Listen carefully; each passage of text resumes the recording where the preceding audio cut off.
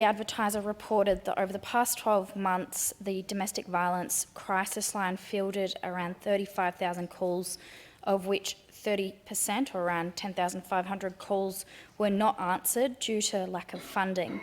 In this article, it was noted that there was a growing number of Aboriginal mothers with babies seeking crisis housing. My questions to the Minister are: how many Aboriginal women have used the DV crisis line this year as compared to last? And how many of these women are currently in need of emergency housing? Annie. I thank the honourable member for a question. I don't have a breakdown of figures, but certainly I will take that on notice and go away and see if I can find a breakdown of figures. But the issue of people who experience domestic, family or sexual violence is an extraordinarily serious one, not just in South Australia but across Australia. I think on average one woman every single week around this nation loses their life at the hands of a current or former partner. There is a Royal Commission that is underway in South Australia at the moment that I know has started taking evidence. I am aware that there is an intention to have a lot of discussions and seek the advice of Aboriginal people and Aboriginal communities as part of that Royal Commission. I understand that the First Nations Voice, whose leadership made and addressed this Parliament joint sitting in this chamber just yesterday, sir, either have or will be providing. I think they already have a submission to that Royal Commission.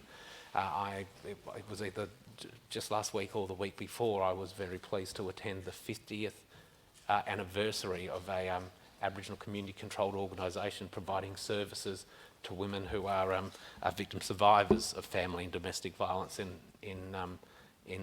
Adelaide, and was extraordinarily impressed with the range of services and the culturally inclusive and thoughtful and respectful way that is provided.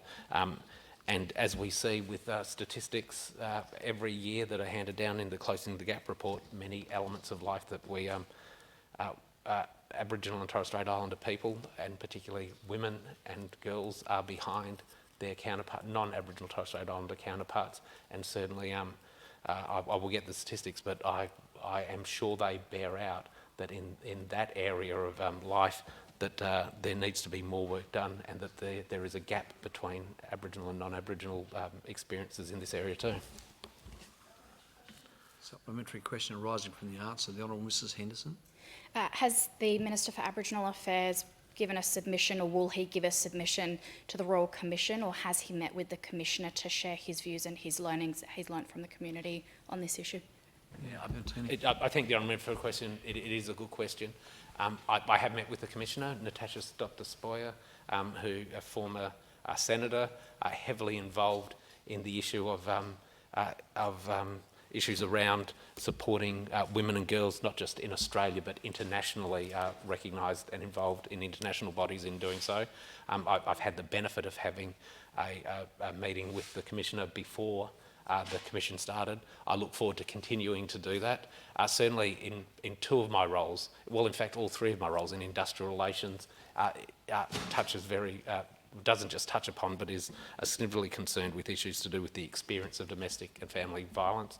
We've passed legislation in this chamber already that make it unlawful to discriminate against someone because of that experience, but also to provide paid leave for people in the South Australian public sector and local government sector who've experienced family and domestic violence.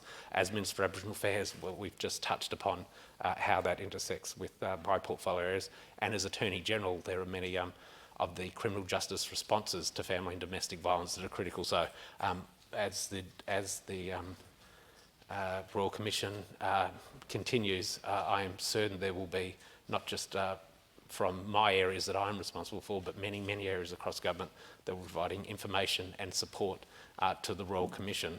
I think I know other areas of government are very, very significantly not just have laws that are changed, but provide services. In Department for Human Services, the Department of Child Protection, we see the results of offenders who offend against mainly women and girls in family and domestic violence in the Department for Correctional Services in our prison system. there is a role to play in the education system, a very significant role. So there is barely a part of government that won't be touched or I expect won't be contributing to this Royal Commission as we seek to do what we can collectively against the scourge of family and domestic violence in this country.